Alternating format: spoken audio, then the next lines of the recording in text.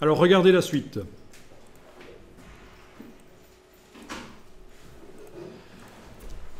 Donc je vais dupliquer mon étoile ici, une fois, deux fois. Donc avec la touche Alt, bien sûr, pendant que je déplace. Et avec la palette aspect, je vais aller modifier ça. Donc au départ du style, je vais aller faire des modifications. Regardez bien, open your eyes, ouvre tes ouilles. Donc on peut aller faire des petites modifications, des variantes, on recherche des choses là, voilà. Ok.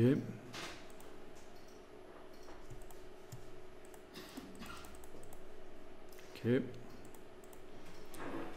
Bien. Très moche. Ok. On va dire ça, c'est bien. Ok.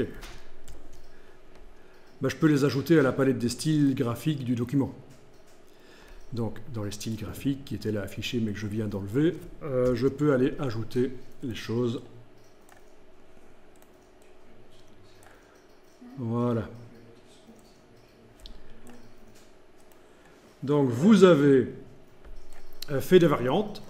Vous avez cette étoile-là qui utilise ce style-là, il est encadré. Celle-là qui utilise celui-là, il est encadré. Celle-là qui utilise celui-là. On est d'accord? Bien. Je sauvegarde le document par sécurité sous un nom un peu différent, on ne sait jamais. Voilà. Je vais mettre 2. Je vais mettre 3, tiens, voilà. Sans titre 3. Ok. Je suis toujours très prudent avant de faire des choses bizarres. Donc, je l'ai enregistré encore une fois, sans titre 4. Voilà, sécurité. Je suis sûr que dans le 3, mon document est préservé. Il n'y a rien de pire que de perdre un document. Vous devez enregistrer régulièrement vos créations sous un nom différent pour au moins garder les versions précédentes au cas où vous foirez tout. Il faut absolument, ça fait partie vraiment du boulot d'être fiable à ce niveau-là et de ne pas perdre ce qu'on fait. Ok. Alors, j'ai donc tous mes objets ici que j'ai testés précédemment qui utilisent le style qu'on voit là qui est encadré là, d'accord ? Si je prends cet objet-là et que je le déplace dans la palette style graphique, c'est pour ajouter un style graphique.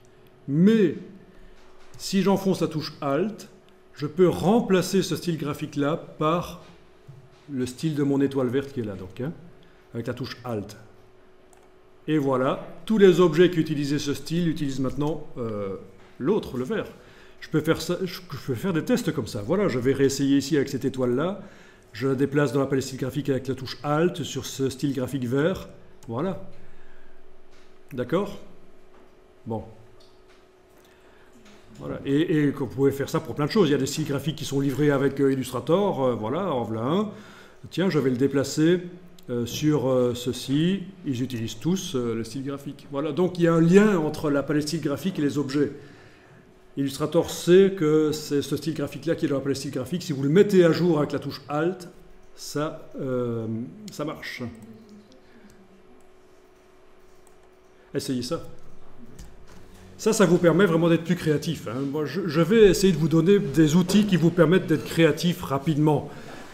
Et si vous pensez que vous n'êtes pas assez créatif, sachez qu'il y a une astuce pour être créatif. Il faut multiplier les versions de vos créations, faire des variantes et choisir quelle est la meilleure.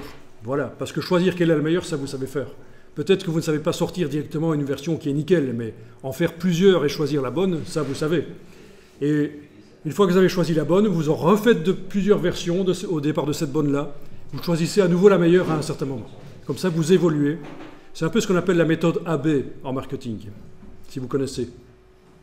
Faire plusieurs versions et choisir la bonne. Et on évolue comme ça au fur et à mesure vers la version la meilleure.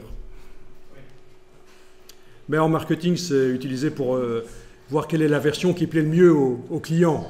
Mais ici, c'est vous qui êtes à la fois le créateur et le client dans ce que je vous explique là, cette méthode de multiplier les versions et de choisir chaque fois la meilleure.